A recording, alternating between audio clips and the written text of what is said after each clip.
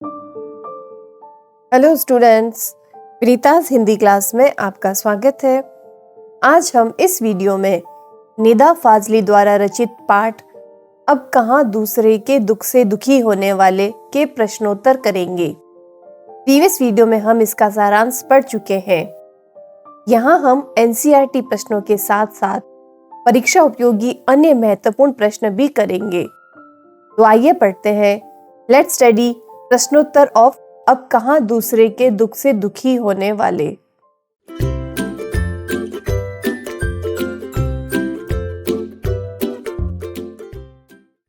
पहला प्रश्न है, बड़े बड़े बिल्डर समुद्र को पीछे क्यों धकेल रहे थे? इसका आंसर है कि आबादी बढ़ने के कारण स्थान का अभाव हो रहा था, इसलिए नई इमारतें बनाने के लिए बड़े बड़े बिल्डर समुद्र को पीछे धकेल रहे थे। अगला प्रश्न है, लेखक का घर किस शहर में था? लेखक का घर पहले ग्वालियर में था, परंतु बाद में वह मुंबई के वर्सोवा में रहने लगा। अगला प्रश्न, जीवन कैसे घरों में सिमटने लगा है? एकल परिवारों का चलन होने के कारण जीवन डिब्बों जैसे फ्लैटों में सिमटने लगा है। अगला प्रश्न, कबूतर परेशानी में इधर उधर क्यों फड़फड़ा रहे थे? कबूतर के घोंसले में 2 अंडे थे। एक बिल्ली ने तोड़ दिया था और दूसरा बिल्ली से बचाने के चक्कर में लेखक की मां से टूट गया। कबूतर इससे परेशान होकर इधर उधर फड़फड़ा रहे थे। नेक्स्ट क्वेश्चन आता है। अब हमें इनके उत्तर 25 से 30 शब्दों में देने हैं। तो इसमें पहला प्रश्न आता है, अरब में लश्कर को नूह के नाम से क्यों याद करते हैं? अरब में लश्कर को नूह के नाम से इसलिए याद करते हैं क्योंकि वे हमेशा दूसरों के दुख में दुखी रहते थे। नूह को पैगंबर या ईश्वर का दूत भी कहा गया है। उनके मन में जीवों के प्रति करुणा थी, दया थी। अगला प्रश्न, लेखक की मां किस समय पेड़ों के पत्ते तोड़ने के लिए मना करती थी और क्यों? तो लेखक की मां पशु पक्षियों के प्रति ही नहीं बल्कि पेड़ पौधों के प्रति भी संवेदनशील थी। वे सूरज छिपने के बाद पेड़ों के पत्ते तोड़ने से मना करती थी। उनका मानना था कि ऐसा करने पर पेड़ों को दुख होगा और वे रोते हुए बद्दुआ देते हैं। अगला प्रश्न आता है, प्रकृति में आए असंतुलन का क्या परिणाम हुआ? प्रकृति में आए असंतुलन का दुष्परिणाम बहुत ही भयंकर हुआ, जैसे विनाशकारी समुद्री तूफान आने लगे, अत्यधिक गर्मी पड़ने लगी, असमय बरसात होने से जन धन और फसलें क्षतिग्रस्त होने लगी, अचानक आंधियां और तूफान आने लगे, नए नए रोग उत्पन्न हो गए जिससे पशु पक्षी और मानव असमय मरने लगे।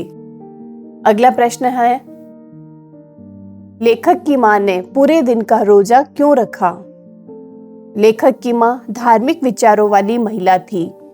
वे मनुष्य से ही नहीं पशु पक्षियों तक से प्रेम करती थी। उनके घर की दालान में कबूतर ने 2 अंडे दिए थे। उनमें से एक अंडा बिल्ली ने गिराकर फोड़ दिया था। दूसरा अंडा संभालते समय उनके हाथ से टूट गया। अंडा टूटने का पछतावा करने के लिए उन्होंने पूरे दिन का रोजा रखा। नेक्स्ट क्वेश्चन, लेखक ने ग्वालियर से बंबई तक किन बदलावों को महसूस किया? पाठ के आधार पर स्पष्ट कीजिए।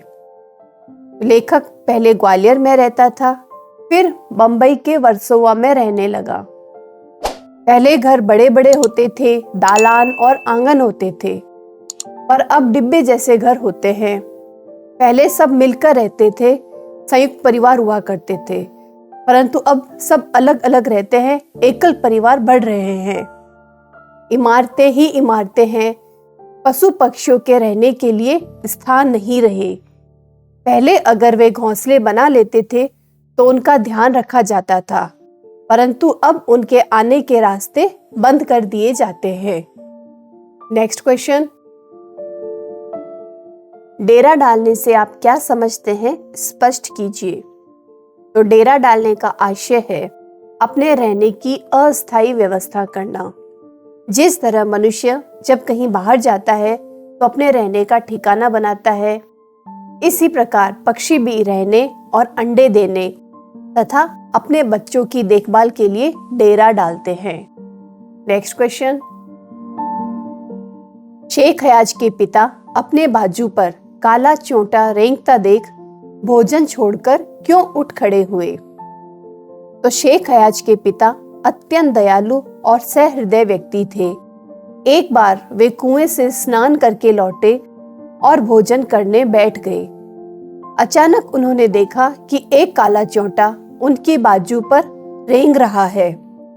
उन्होंने भोजन वहीं छोड़ दिया और उसे छोड़ने उसके घर कुएं के पास चल पड़े ताकि उस बेघर को उसका घर मिल सके।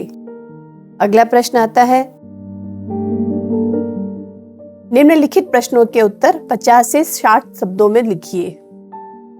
पहला प्रश्न है, बढ़ती हुई आबादी का पर्यावरण पर क्या प्रभाव पड़ा? तो बढ़ती हुई आबादी के कारण पर्यावरण असंतुलित हो गया है। आवासीय स्थलों को बढ़ाने के लिए वन, जंगल, यहाँ तक कि समुद्र स्थलों को भी छोटा किया जा रहा है। पशु पक्षियों के लिए स्थान नहीं है। इन सब कारणों से प्रकृति का संतुलन बिगड़ गया है और प्राकृतिक आपदाएं बढ़ती जा रही है। कहीं भूकंप, कहीं बाढ़, कहीं तूफान, कभी गर्मी, कभी तेज वर्षा, इन सब के कारण कई बीमारियां हो रही है। इस तरह पर्यावरण के असंतुलन का जनजीवन पर गहरा प्रभाव पड़ा है। अगला प्रश्न आता है,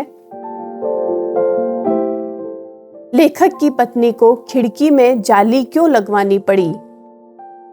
पक्षियों का प्राकृतिक आवास नष्ट होने से पक्षी यहाँ वहां शरण लेने को विवश होते हैं। एक बार लेखक के फ्लैट के रोशनदान में 2 कबूतरों ने अपना डेरा जमा लिया और उसमें अंडे दे दिए। उन अंडों से बच्चे निकल आए थे। छोटे बच्चों की देखभाल के लिए कबूतर वहां बार बार आया जाया करते थे। इस आवाजाही में कई वस्तुएं गिरकर टूट जाती थी। इसके अलावा वे लेखक की पुस्तकें और अन्य वस्तुएं गंदी कर देते थे। कबूतरों से होने वाली परेशानी से बचने के लिए लेखक की पत्नी को खिड़की में जाली लगवानी पड़ी। नेक्स्ट क्वेश्चन, समुद्र के गुस्से की क्या वजह थी? उसने अपना गुस्सा कैसे निकाला? तो समुद्र के गुस्से की वजह थी बिल्डरों की लालच एवं स्वार्थपरता। बिल्डरों ने लालच के कारण सागर के किनारे की भूमि पर बस्तियां बसाने के लिए ऊंची ऊंची इमारतें बनानी शुरू कर दी। इससे समुद्र का आकार घटता गया और वह सिमटता जा रहा था। मनुष्य के स्वार्थ एवं लालच से समुद्र को गुस्सा आ गया। उसने अपने सीने पर दौड़ते 3 जहाजों को बच्चों की गेंद की भांति उठाकर फेंक दिया, जिससे वे जहाज औंधे मुंह गिरकर टूट गए।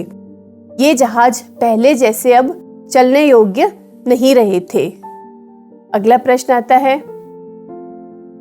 मट्टी से मट्टी मिले होके सभी निशान, किसमें कितना कौन है कैसे हो पहचान।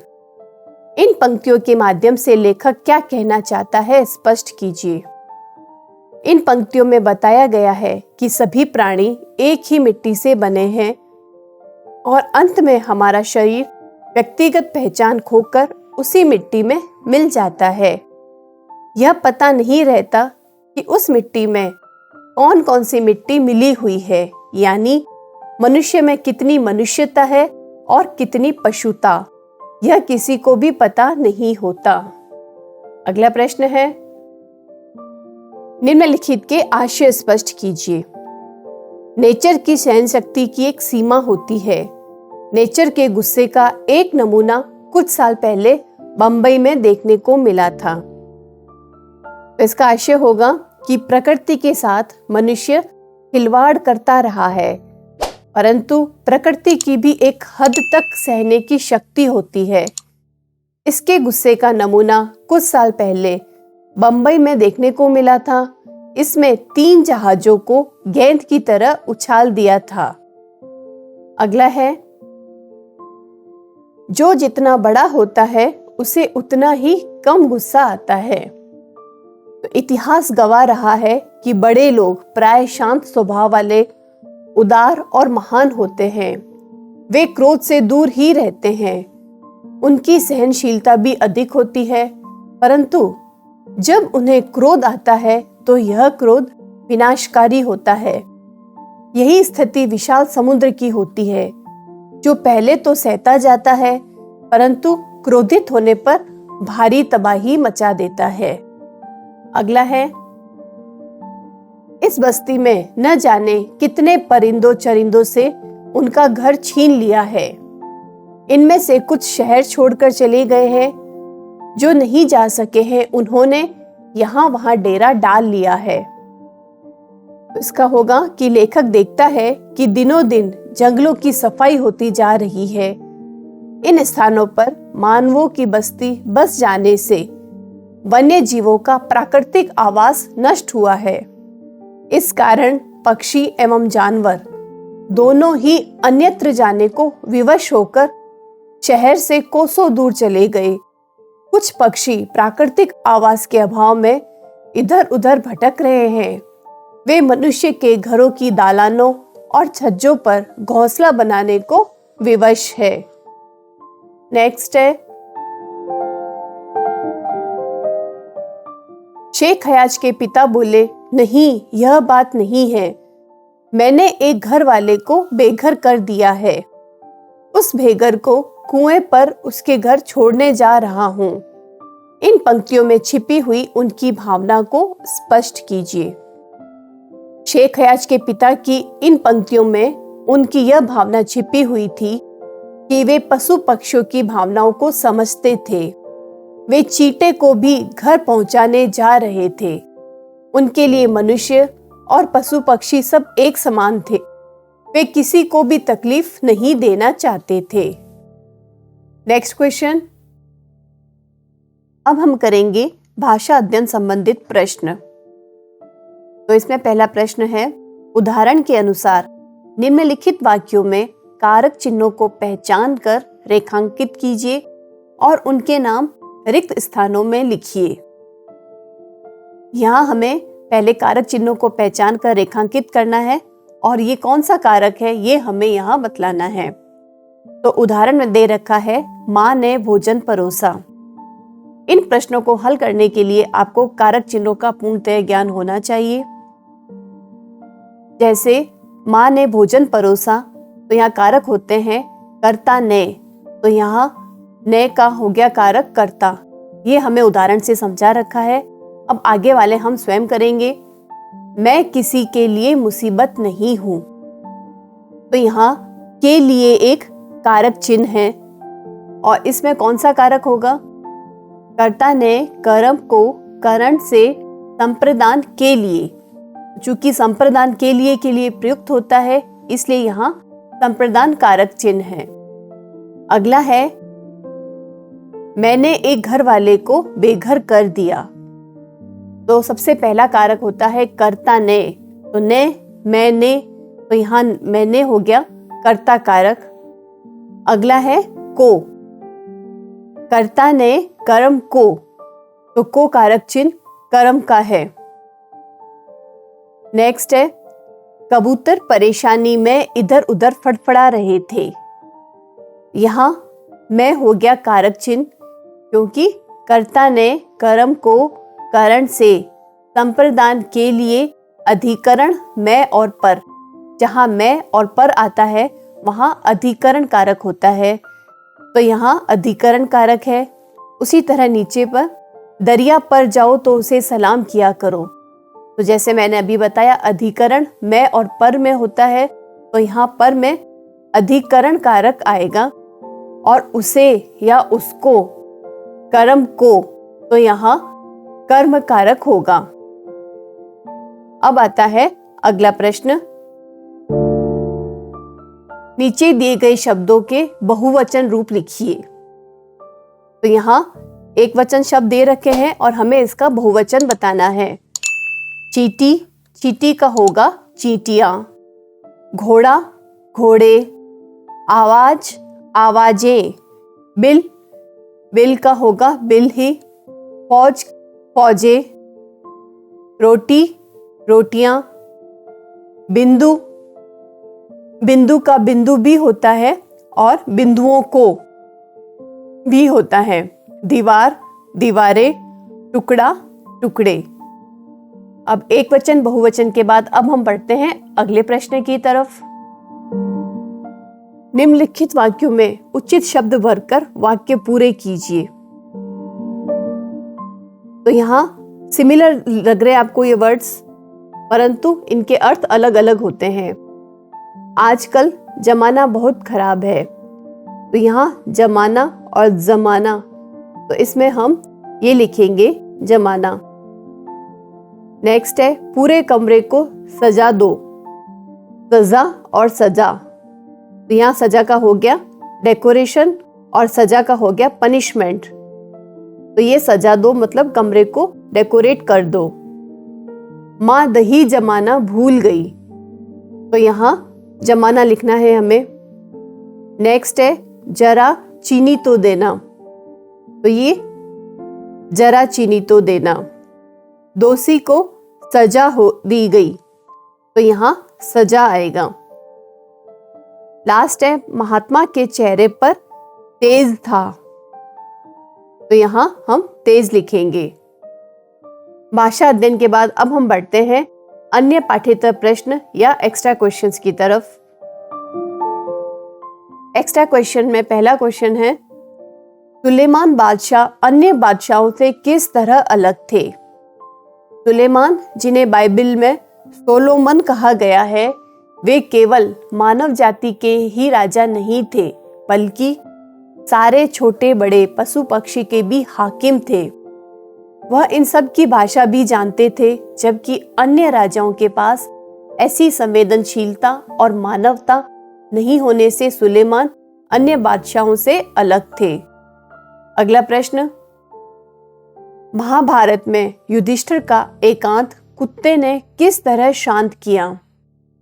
महाभारत में पांडवों के जीवन का जब अंतिम समय आया तो पांचों पांडव द्रौपदी समेत हिमालय की ओर चले।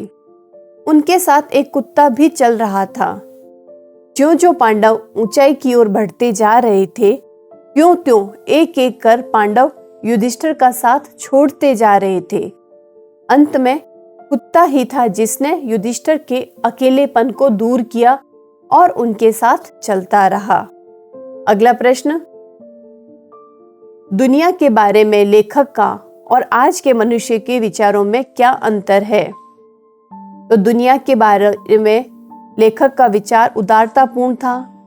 उसका मानना था कि धरती किसी एक की नहीं है, इसमें मानव के साथ साथ पशु, नदी, पर्वत, समुद्र सबकी बराबर हिस्सेदारी है। पर आज के मनुष्यों में इतनी स्वार्थपरता आ गई है कि वे समूची दुनिया पर सिर्फ अपना हक समझ बैठे हैं। अगला प्रश्न, मानव जाति ने किस तरह अपनी बुद्धि से दीवारें खड़ी की है? मानव जाति ने अपनी संकीर्ण मानसिकता के कारण अपनी बुद्धि का प्रयोग अपने व्यक्तिगत हित के लिए किया है। उसने भेदभाव की नीति अपनाते हुए संसार को देशों में बांट दिया। उसने स्वयं को सर्वोपरि समझते हुए सारी धरती पर अपना अधिकार करना चाहा। उसने समुद्र से जमीन छीनी, जंगलों का सफाया किया और पशु पक्षियों को बेघर करके प्रकृति में दीवारें खड़ी की। अगला प्रश्न, बढ़ती आबादी पर्यावरण के लिए हानिकारक सिद्ध हो रही है, स्पष्ट कीजिए। तो बढ़ती आबादी की आवश्यकताओं को पूरा करने के लिए प्रकृति से छेड़छाड़ की जाती है। आवास के लिए जमीन चाहिए, इसके लिए वनों को काटा जाता है। इससे पर्यावरण में असंतुलन उत्पन्न होता है। इसी प्रकार मुंबई के पास समुद्र के किनारे को ऊंचा बनाकर उस पर बहुमंजिली इमारतें बनाई गई, जिससे समुद्र को सिमटने पर विवश होना पड़ा और उसका प्राकृतिक सौंदर्य नष्ट हो गया। अगला प्रश्न, लेखक की मां उसे प्रकृति संबंधी उपदेश क्यों दिया करती थी? लेखक की मां प्रकृति से घनिष्ठ लगाव रखती थी। वे दयालु स्वभाव की प्रकृति प्रेमी थी। वे मनुष्य के साथ ही पशु पक्षी एवं पेड़ पौधों से प्रेम करती थी तथा मनुष्य के लिए इनकी महत्ता समझती थी। वे प्रकृति के प्रति सम्मान भाव रखती थी। वे चाहती थी कि लेखक भी प्रकृति के प्रति आदर भाव रखे, पेड़ पौधों की महत्ता समझे, नदी के जल का सम्मान करे और पशु पक्षियों से प्रेम करे। इसीलिए माँ उसे प्रकृति संबंधी उपदेश दिया करती थी। नेक्स्ट क्वेश्चन, लेखक की माँ और पत्नी के दृष्टिकोण में प्रकृति और पशु पक्षियों के प्रति क्या अंतर दिखाई देता है? अपने शब्दों में लिखिए। लेखक की मां प्रकृति और पशु पक्षियों के प्रति संवेदनशील थी। वे प्रकृति के प्रति आदर भाव रखती थी। पशु पक्षियों के प्रति उनका विशेष लगाव था। वे अपने बच्चों को भी पेड़ पौधों, नदियां और मुर्गे तक से प्रेम करने की सीख देती थी, ताकि उनकी संतान भी ऐसा ही कार्य व्यवहार करे। लेखक की मां ने तो एक बार एक कबूतर का अंडा संभालते समय टूट जाने पर दिन भर रोजा रखा और खुदा से प्रार्थना करती रही कि उसकी यह गलती माफ कर दे। लेखक की पत्नी का दृष्टिकोण इससे हटकर था, क्योंकि एक बार जब 2 कबूतरों ने उसके फ्लैट में 2 अंडे दे दिए और उसमें से बच्चे निकल आए, तो कबूतरों का आना जाना बढ़ गया। इससे परेशान होकर लेखक की पत्नी ने उनके आने जाने वाला रोशनदान बंद कर दिया। इससे कबूतर उदास होकर बाहर बैठे रहे। लेखक की मां ऐसा कभी न कर पाती, तो दोनों में एकदम परिवर्तित स्वभाव था। नेक्स्ट क्वेश्चन, बिल्डरों द्वारा समुद्र को पीछे धकेलने से समुद्र को क्या परेशानी हुई? बिल्डरों द्वारा समुद्र को पीछे धकेलने से समुद्र को निम्नलिखित परेशानी हुई। समुद्र का फैला रेतीला किनारा सिमटकर छोटा हो गया। समुद्र को हाथ पैर फैलाने की जगह न बची। अब उसकी लहरें किनारे तक खेलने नहीं आ सकती थी। समुद्र का प्राकृतिक सौंदर्य नष्ट हो गया और उसके किनारे प्रदूषण बढ़ने लगा। नेक्स्ट क्वेश्चन, नूह के लकब जिंदगी भर क्यों रोते रहे? तो नूह के लकब जिंदगी भर इसलिए रोते रहे क्योंकि एक बार उन्होंने जख्मी कुत्ते को देखकर दुत्कारते हुए कह दिया, दूर हो जा गंदे कुत्ते। दुत्कार सुनकर उस घायल कुत्ते ने उनसे कहा, न मैं अपनी मर्जी से कुत्ता हूं और न तुम अपनी पसंद से इंसान हो। बनाने वाला तो सबको वही एक है।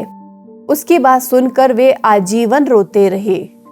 अगला प्रश्न और अंतिम प्रश्न, अब कहां दूसरे के दुख से दुखी होने वाले पाठ का प्रतिपाद्य अपने शब्दों में लिखिए। अब कहां दूसरे के दुख से दुखी होने वाले नामक पाठ निदा फाजली द्वारा लिखा गया है। इस पाठ का प्रतिपाद्य है, मनुष्य द्वारा प्रकृति के साथ निरंतर की जा रही छेड़छाड़ की ओर ध्यान आकर्षित कराना, प्रकृति के क्रोध का परिणाम दर्शाना तथा प्रकृति के गुस्से का परिणाम बताते हुए प्रकृति सभी प्राणियों, पशु पक्षियों, समुद्र, पहाड़ और पेड़ों के प्रति सम्मान एवं आदर का भाव प्रकट करना। इतना ही नहीं, इस धरती पर अन्य जीवों की हिस्सेदारी समझते हुए इसे केवल मनुष्य की ही जागीर न समझना। लेखक यह बताना चाहता है कि मनुष्य नदी, समुद्र, पहाड़, पेड़ पौधों आदि को अपनी जागीर समझकर उनका मनचाहा उपभोग करता है। इससे प्राकृतिक असंतुलन पैदा होता है। इसके अलावा सभी जीव, चाहे मनुष्य हो या कुत्ता, उसी एक ईश्वर की रचनाएं हैं। हमें उनके साथ उदार व्यवहार करना चाहिए। तो स्टूडेंट्स, इन प्रश्नों का आप अच्छे से अभ्यास कीजिए। अगले वीडियो में हम इसके MCQ करेंगे, तो हमसे जुड़े रहिए। वीडियोस को लाइक करें, कमेंट करें और हमारा चैनल लेट्स स्टडी को जल्दी से सब्सक्राइब भी करें। Thank you and all the best.